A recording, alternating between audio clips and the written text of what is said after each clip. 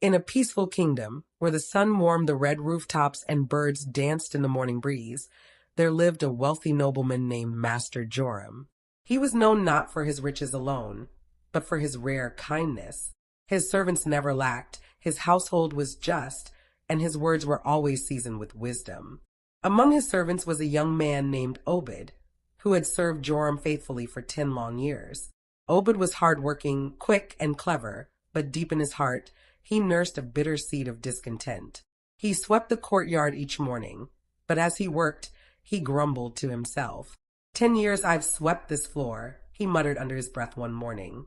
10 years of fetching, scrubbing, bowing, and for what? A few coins and kind words? I deserve more. I should be a master, not a servant. One morning, as Obed swept with a scowl, a fellow servant named Rena walked by with a pot of water. She smiled kindly, but noticed the bitterness in his eyes. You're lucky, Obed, Rena said gently. Many would give anything to serve under Master Joram. He treats us with honor. But Obed scoffed. Honor doesn't buy land or power. I want to be seen, respected, not ordered around. Rena said nothing more, but in her heart, she worried for him. That very afternoon, Master Joram summoned Obed into his study. The room was warm with the scent of old wood and parchment. A quiet fire flickered in the hearth. Joram, seated behind his grand desk, motioned for Obed to sit. Obed, he began, smiling, you have served me well for many years. I see your dedication, and I believe it's time I entrust you with something greater. From beneath the desk, Joram brought out a scroll, tied with golden thread. This, he said, sliding the scroll across the table, is a deed to a small estate in the Eastern Valley. It is now yours. Obed's eyes widened. He could barely believe it. Mine, he gasped. Yours, said Joram. But remember, wealth is a test, not a reward. Use it wisely. Be fair. And above all, remain grateful. Obed bowed, mouth full of thank yous and promises. But in his heart, a fire of pride had already been lit. Within weeks, Obed took possession of the estate. It was a beautiful land with fertile fields, livestock, and many workers. He now wore fine robes, sat beneath silk canopies, and sipped wine while others served him. At first, the people rejoiced under their new master. But quickly his heart changed.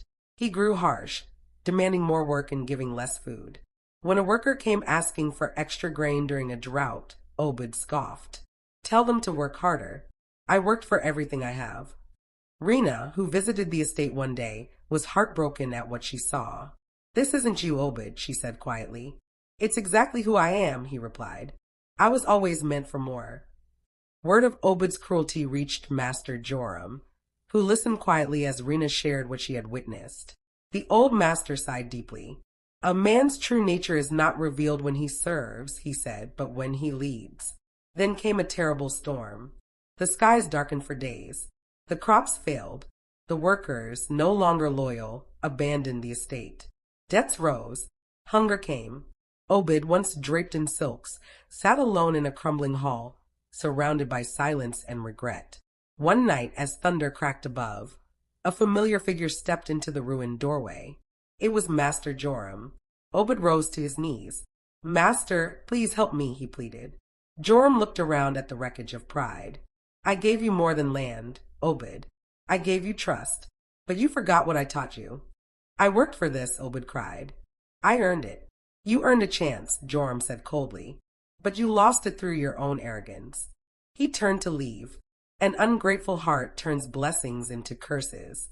Time passed, and one day, back at Master Joram's courtyard, Rena was sweeping the same stones as before. She looked up and saw a familiar figure walking toward her, broom in hand. It was Obed, no longer in silks, but in plain clothes, eyes softer, pride gone. He said nothing, but joined her in sweeping. You're back, Rena said softly. Master Joram took me in again, Obed replied.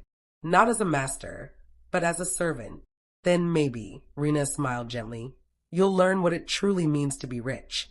And so they swept side by side, no longer chasing gold, but something greater, humility.